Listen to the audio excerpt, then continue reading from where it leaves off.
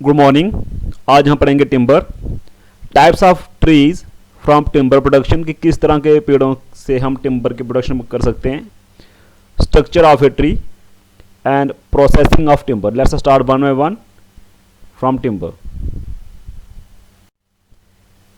Timber क्या है? Would एक लकड़ी एक ऐसी बहुत खूबसूरत एक नेचुरल बिल्डिंग मटेरियल है वर्ल्ड का, और इसका जो लकड़ी जो है या वुड जो है इसके बहुत सारी वैल्यूएबल प्रॉपर्टीज़ हैं, जैसे कि ये एक लो हीट कंडक्टिविटी है, स्मॉल वर्क डेंसिटी है इसकी, रिलेटिव हाई स्ट्रेंथ भी काफ़ी ज़्यादा है इसकी, and amenability to mechanical work makes wood as famous building material. इन सब क्वालिटीज़ की वजह से जो वुड है बहुत काफ़ी ज़्यादा फेमस बिल्डिंग मटेरियल है। टिम्बर जो है उसको हम बड़े इकोनॉमिकल तरीके से यूज़ कर सकते हैं विदाउट एनी वेस्टेज। इवन जहाँ तक कि अगर हम टिम्बर को किसी साथ से कट भी करते हैं तो जो डस्ट उस ट्री से obtained होगी उसको हम फाइबर बोर्ड्स या पेपर बनाने में भी उसका इस्तेमाल कर सकते हैं। नेक्स्ट हमारे पास आता है types of tree for timber production. सबसे पहले हमारे पास आता है एक्सोजेनियस। तो एक्सोजेनियस ट्रीज वो होते हैं जो आउटवर्ड ग्रो करते हैं। Horizontal section of such trees contain several rings. जहाँ पे आप डायग्राम में देखिए, जहाँ पे इस फोटो में जहाँ पे जो आप देख रहे हो हॉरिजॉन्टल सेक्शन देख रहे हो, यहाँ पे काफ़ी सारे रिंग्स होते हैं यहाँ पे, और नथिंग बट एनुअल रिंग्स। जहाँ पे जो मतलब कहने का है कि जो हॉरिजॉन्टल सेक्शन की बात करते हैं अगर हम ट्री की, तो वहाँ पे काफ़ी ज़्यादा सेवरल रिंग्स होते हैं, लेकिन वो सेवरल रिंग्स क्या होते हैं? एनुअल रिंग्स होते हैं। वो हर एक साल के बाद एक रिंग की वहाँ पे फॉर्मेशन की जाती है, और उस रिंग की फॉर्मेशन की हेल्प से हम प्रिडिक्ट कर सकते हैं कि एज ऑफ ट्री कितनी होगी वहाँ पे। Most of the exogenous trees are useful for many engineering purpose. और बहुत सारे जो एक्सोजेनियस ट्रीज हैं उनका जो इंजीनियरिंग पर्पस में काफ़ी ज़्यादा इस्तेमाल किया जाता है। जो एक्सोजेनियस ट्रीज जो हैं वो टू पार्ट्स में डिवाइड किए गए हैं, conifers and deciduous. Let's start one by one. तो what is conifers? Conifers are nothing but soft wood. जो हम कुछ नहीं कि सॉफ्ट वुड प्रोड्यूस, एक ऐसा ट्रीज होता है जिससे सॉफ्ट वुड हमें मिलता है, जिसे हम एवरग्रीन ट्रीज भी कहते हैं। जो टिम्बर होगा इस ट्रीज का, उसका जो कलर लाइट कलर होता है, उसका वेट भी काफ़ी हल्का होता है, लो डेंस होता है, और पुअर अगेंस्ट फायर, मतलब फायर स्टैंड नहीं होता, जल्दी आग पकड़ सकता है वो।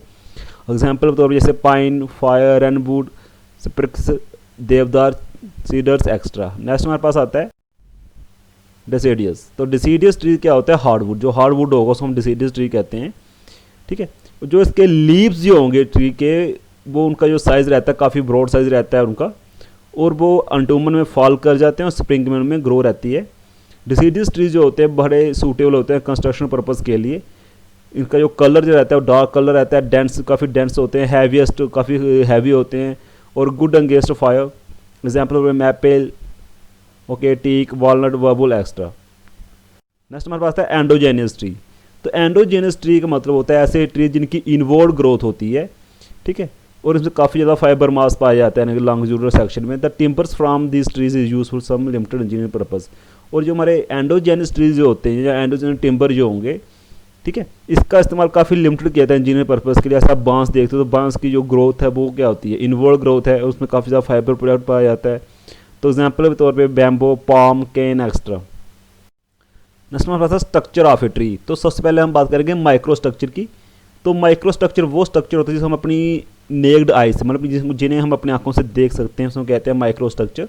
तो माइक्रो स्ट्रक्चर के कुछ कंपोनेंट्स होते हैं, जैसे पिथ हो गया, हर्ट वुड हो गया, SAP would, कैबिमम layer, inner walk, outer walk, medullary race. Let us study one by one. First we have study about पिथ। तो पिथ क्या होता है? एक इनर पार्ट, जो यहाँ फोटो में देखो आप, जो डार्क स्पॉट जो है, जो एक इनर पार्ट है, जहाँ एक इनर मोस्ट पार्ट है या कोर पार्ट होता है जो ट्री का, उसको हम कहते हैं पिथ, ठीक है। It contains cellulose tissues which helpful for growth of plant during the young age. इसमें क्या रहता है? जो पिथ में क्या रहता है कि सेलुलोज टिश्यू होते हैं जो ट्रीज की ग्रोथ के लिए काफ़ी हेल्पफुल रहते हैं उसकी यंग एज में। नेक्स्ट हमारे पास आता है heartwood. Heartwood is a portion around the pith which is dark in colour. आप देखोगे यहाँ पे जो हमारा क्या था, पिथ था, उसके राउंड जो पोर्शन आ रहा है जिसका कलर काफ़ी डार्क कलर होता है उसको हम कहते हैं हर्ट वुड कहते हैं यहाँ पे, ठीक है। इसमें काफ़ी ज़्यादा एनुअल रिंग्स होते हैं। इसमें जो देखिए आप एनुअल रिंग 1 2 3 जो आप रिंग बने जो एनुअल रिंग्स हैं, it is very hard and provide rigidity to tree. ये जो हमारा हार्ड वुड जो होता है काफ़ी ज़्यादा हार्ड होता है और एक रिजिडिटी प्रोवाइड करता है ट्री को। Hard would used for several engineering purpose because the strength and durability. और जो हार्ड वुड जो होता है उसका काफ़ी ज़्यादा यूज़ किया जाता है इंजीनियरिंग पर्पस में, क्योंकि जो हार्ड वुड जो होता है काफ़ी स्ट्रेंथ होती है उसमें, काफ़ी ड्यूरेबल होता है, काफ़ी हार्ड होता है। नेक्स्ट हमारे पास आता है सैप वुड। सैप वुड क्या होता है? SAP would contain outer annual rings. जहाँ पे आप फोटो में देखिए कि सैप वुड जो होता है वो आउटर एनुअल रिंग्स में पाया जाता है। This indicates the recent growth and trees and light in colour. जो हमारे सैप वुड जो होती है वो क्या दिखाता है? रिसेंट ग्रोथ दिखाता है ट्रीज़ की, उसका कलर भी काफ़ी लाइट रहता है। देखिए जहाँ पे जैसे जहाँ पे रिंग है 1 2 3 4 5 6 7 8 9 10 11 12 13 रिंग है यहाँ पे। इसका मतलब है कि इसकी जो पेड़ की जो एज थी, जो ट्री की एज थी वो 13 साल थी। तो जैसे जैसे आउटर सैप वुड में रिंग बढ़ते जाएंगे बार बार, तो हम इसकी एज की प्रोडिक्शन करते जाएंगे। It contain sap with the helps in the growth of trees. Next हमारे पास आता है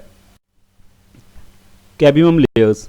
कैबियम layer contain sap which will turn into sap wood after some time. जो कैबियम लेयर जो होती है, जहाँ डायग्राम में देखिए आप, जहाँ पे कैबियम लेयर जो होती है इसमें सैप पाया जाता है और कुछ समय बाद क्या होगा, जो कैबियम लेयर जो होगी सैप में कन्वर्ट हो जाएगी। It should not expose to atmosphere. हम इसको एटमोसफेयर में एक्सपोज नहीं कर सकते, अदरवाइज क्या होगा, इससे हमारा जो पेड़ जो होगा वो डेड हो जाएगा, मर जाएगा, सूख जाएगा। इनर वाक क्या होता है? जो क्या हमें प्रोटेक्टिंग लेयर होती है कैबियम लेयर की, जिसे हम कहते हैं इनर वाक, मतलब प्रोटेक्टिव लेयर। जहाँ जो हमारा कैबियम लेयर है उसको प्रोटेक्ट करने के लिए जो लेयर होती है उसको कहते हैं इनर वाक कहते हैं। नेक्स्ट हमारे पास आता है आउटर वाक। तो आउटर वाक क्या होता है? Outer most layer of the tree section is called outer वाक। जो आउटर मोस्ट सबसे आउटर वाली सरफेस जो होगी, जहाँ पे देखिए आप, सबसे आउटर सरफेस को कहते हैं आउटर वाक कहते हैं या कॉर्टेक्स कहते हैं। It contains cell of wood fibres. Next हमारे पास आता है मेडुलर रेज। तो मेडुलर रेज क्या होती है? The rays extending from the pith to cambium layer are known as medullary rays. ऐसी रेज, ये देखिए यहाँ पे, ये हमारा पिथ आ गया, और मेडुलर रेज क्या होगी? जेवल रेज 1 2 3 4 जैसे जो कि हॉरिजॉन्टली जा रही हैं। तो इन रेज को हम कहते हैं cambium layers. These rays hold the ring annual rings of sap wood and hard wood together. तो ये हमारी जो मेडुलर रेज क्या होती हैं, जो हमारा यहाँ पे पिथ है, जहाँ जो एनुअल रिंग्स है उनको आपस में होल्ड करके रखती है, टाई करके रखती है आपस में। फिर आता है माइक्रो स्ट्रक्चर्स। तो माइक्रो स्ट्रक्चर वो स्ट्रक्चर होते हैं जिसको देखने के लिए हमें मैग्नीफाइंग ग्लास का इस्तेमाल करना पड़ता है। तो उसमें कौन, इट कंटेन सेल्स। तो माइक्रो स्ट्रक्चर में उसके सेल्स आ जाएंगे जिसके डिफरेंट शेप या साइज होंगे। This cells are responsible for many action. Like जो हमारे जो सेल्स हैं इस पेड़ के अंदर जो सेल्स होंगे बहुत सारे, उसकी जो रिस्पॉन्सिबिलिटी क्या होती है कि जैसे न्यूट्रिशन ट्रांसपोर्ट करना, ब्रांचेस को, स्टेम को स्ट्रेंथ, जहाँ से स्ट्रेंथ प्रोवाइड करना ट्रीज़ को। ये होता है माइक्रो स्ट्रक्चर के जो माइक्रो स्ट्रक्चर में जो सेल होते हैं उनका ये काम है कि जो हमारे ट्रीज़ जो होते हैं उनको न्यूट्रिशन ट्रांसपोर्ट करना, उनको स्टेम या स्ट्रेंथ प्रोवाइड करना। नेक्स्ट हमारे पास आता है प्रोसेसिंग ऑफ टिम्बर। सबसे पहला होता है हमारा falling of trees, seasoning of timber, conversion of timber and preservation of timbers. Let's start one by one. First हमारे पास आता है फॉलिंग्स ऑफ ट्री। तो इसमें हम क्या करते हैं कि सबसे पहले हम फॉलिंग ऑफ ट्री का मतलब है कि पेड़ को काटना, और उस पेड़ को काटेंगे जो सूटेबल होगा इंजीनियरिंग पर्पज़ के लिए। ऐसे नहीं काट देंगे, किसी भी अनमेच्योर पेड़ को हम नहीं काटते। जो पूरा ट्री पूरा तरह से मैच्योर्ड हो जाएगा हम उसको ही कट करेंगे। और जहाँ फिर हम क्या करेंगे कि जिस ट्री का जो हर्ट वुड ज़्यादा होगा उसका सैप वुड से, उसका भी हम काट सकते हैं। जो परफेक्ट एज होती है ट्रीज़ को काटने की वो रहती है 50 से 100 साल तक रहती है। और जो बेस्ट टाइम होता है ऐसे टिम्बर को काटने का वो रहता है हमारा अगर हम बात करें प्लेन एरियाज़ की, तो वहाँ पे हम मिड विंटर में ट्रीज़ को कट कर सकते हैं। अगर हम बात करें हिली एरियाज़ की तो वहाँ पे हम मिड समर में ट्रीज़ को कट कर सकते हैं। फिर आता है मेथड क्या है काटने का। तो सिंपल हम क्या करते हैं कि एक पेड़ के ट्रंक पे एक कट लगाते हैं, जिस तरह वो गिर सकता है उस तरह हम उसको कट लगाएंगे।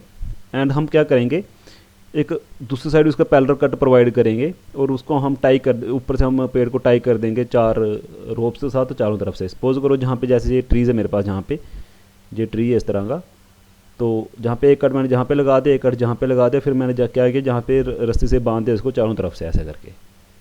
ठीक है, अब मैं क्या करूँगा कि एक साइड से रस्सी खींचूँगा यहाँ से, और दूसरी साइड से रस्सी क्या करूँगा मैं लूज़ करना शुरू कर दूँगा। जो दूसरी 2 रोप्स होंगी उनसे क्या करूँगा मैं ट्रीज़ को स्विंग करूँगा, धीरे धीरे ट्रीज़ को स्विंग करूँगा। ठीक है, इससे क्या होगा कि मेरा ट्री मेरा ट्री जो होगा ब्रेक होना स्टार्ट हो जाएगा, ठीक है। एंड में और क्या करूँगा उसके में कि जो उसकी जो ब्रांचेस जो होंगी उसको मैं चॉप्ड छोटे छोटे चॉपिंग करूँगा, वाक से उसे removed and cut into the required size, उसको मैं रिक्वायर्ड जितने मुझे साइज़ में इसकी रिक्वायरमेंट चाहिए उसको मैं क्या कर दूँगा, कट कर दूँगा। नेक्स्ट हमारे पास है सीजनिंग ऑफ टिम्बर। तो seasoning of timber means removal of moisture content from timber. तो सीजनिंग ऑफ टिम्बर का मतलब होता है कि जो टिम्बर में मॉइस्चर कंटेंट प्रेजेंट है उसको हमने रिमूव करना है। जो हमारा न्यूली फेल ट्री होता है उसमें 50% तक उसका मॉइस्चर कंटेंट होता है एज कम्पेयर टू इस dry weight. The timber content free moisture and bounded moisture. जो हमें टिम्बर चाहिए वर्किंग के लिए वो फ्री मॉइस्चर होना चाहिए एंड बाउंडेड मॉइस्चर होना चाहिए। Free moisture is present in timber as water vapour while bounded moisture is present in cell walls. तो जो फ्री मॉइस्चर का यहाँ पे मतलब है उसका मतलब है कि जो मॉइस्चर प्रेजेंट है मेरे टिम्बर में, और बाउंडेड मॉइस्चर का मतलब है कि जो मॉइस्चर प्रेजेंट है मेरे सेल वॉल्स में। When it is allowed to seasoning free moisture evaporated first. जब हम सीजनिंग करेंगे तो जो फ्री मॉइस्चर को पहले वेपोरेट करेगा and this point is called fibre saturation point, हम उसे बोलेंगे फाइबर सैचुरेशन पॉइंट।